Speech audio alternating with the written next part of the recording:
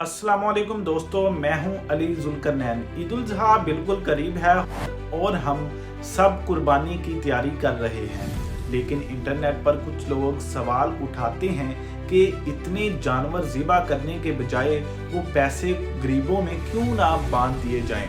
आज मैं आपको सिर्फ 2 मिनट में इसके पीछे छुपे 3 ऐसी आसान वजूहात बताऊंगा जो आपके दिमाग में फिट हो जाएंगी। और दोस्तों, वीडियो को पूरा ज़रूर देखिएगा। नंबर 1 दोस्तों, अगर कोई अमीर बंदा किसी गरीब को 50,000 रुपये नकद दे दे तो वो गरीब इससे राशन खरीदेगा या बिल भरेगा और वो पैसा एक ही झटके में वापस किसी बड़ी कंपनी के पास चला जाएगा। मईशत रुक जाएगी, लेकिन कुर्बानी की वजह से शहरों का पैसा निकलकर बराह रास्त देहात के इन गरीब किसानों के पास जाता है जो साल भर मेहनत से जानवर पालते हैं। इसके बाद ट्रक वाले, चारे वाले और कसाई सब कमाते हैं। यानी कुर्बानी गरीबों को भीख के बजाय इज्जत का रोजगार देती है।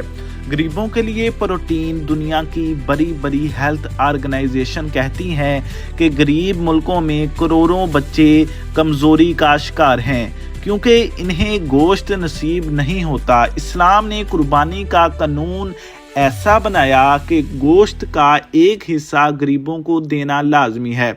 ये साल का वो वाहिद मौका होता है जब हर गरीब के घर में अच्छा खाना पकता है।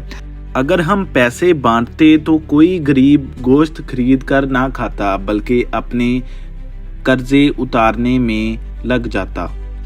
जानवरों का बिजनेस। कुछ लोग कहते हैं कि जानवर खत्म हो जाएंगे, लेकिन अकल की बात यह है कि जिस चीज़ की डिमांड होती है लोग इसे ज़्यादा पालते हैं। चूँकि हर साल कुर्बानी होती है, इसलिए किसान करोड़ों नए जानवर पैदा करते हैं। अगर कुर्बानी ना हो तो कोई गायें बकरी पालेगा ही नहीं और ये नस्लें ख़त्म हो जाएंगी। इसके अलावा जानवरों की खालों से जो चमड़ा बनता है, इससे जूते और जैकेट्स बनती हैं और लाखों लोगों को नौकरी मिलती है। दोस्तों, साबित हुआ कि कुर्बानी सिर्फ एक इबादत नहीं बल्कि गरीबों की मदद और मुल्क को चलाने का बेहतरीन निज़ाम है।